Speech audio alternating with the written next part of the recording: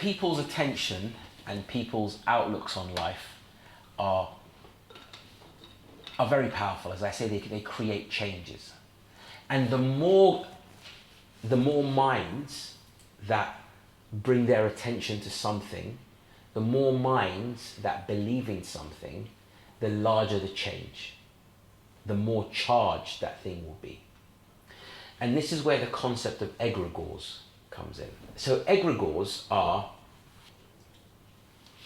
entities that start to develop within those higher realms because of the amount of energy that people's belief and attention gives it. It's become this idea of this thought form, this entity that begins to exist because of the power of the belief of the people that follow it.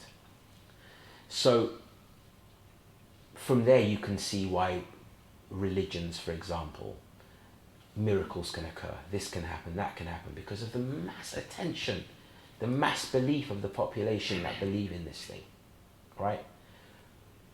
Cults develop around certain ideas, and this thing begins its own thought form. How this translates into our world is, if you look at brands, if you look at political movements, yeah, they become their own egregores, right? Conservatism isn't relying on a leader, it's a thought form and an idea that exists. It's an egregore that's developed based on its belief. And people will kill for it, people will die for it. Yeah?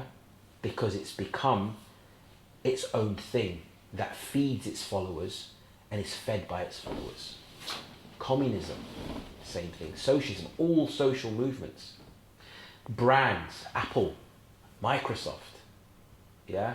These all become egregores that exist beyond their founders, that exist beyond the people. The people will come and go, they will die. These thought forms still exist. And each and every one of us can easily be captured by these ideas.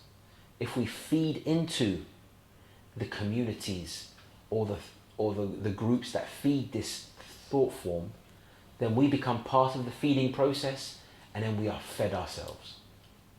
Yeah? And this is why the concept of the echo chamber becomes a problem. Because the way to not be fed by political thought forms, for example, is to allow your mind to explore other ideas as well, instead of just insulating yourself within this belief system. And you see people who insulate themselves within one political movement or one idea, they become fanatical. Why? Because they are only fed by that, and they're only feeding that. So this is how these thought forms have started to develop, and some really clever people have realized, actually this works, yeah? So they start to play on this on a subtle level. Each of these thought forms have their own sigils.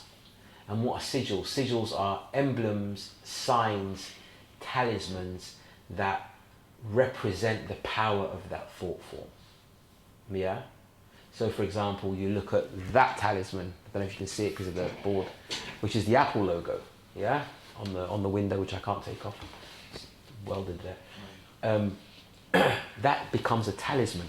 So you show someone that, all of the different emotions, thoughts, ideas about the idea of Apple is aroused in them because of that one symbol.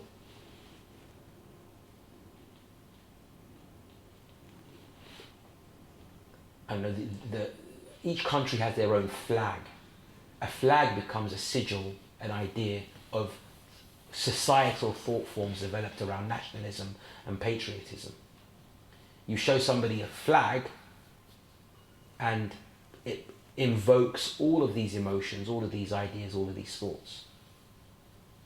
So this is how this idea of thought forms and egregores has started to develop in society, and how it influences us day to day if we're not aware of it.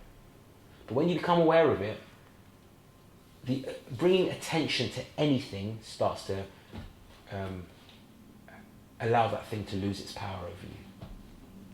But if you are not aware, if you don't have your attention on it, then you are under control by that thing.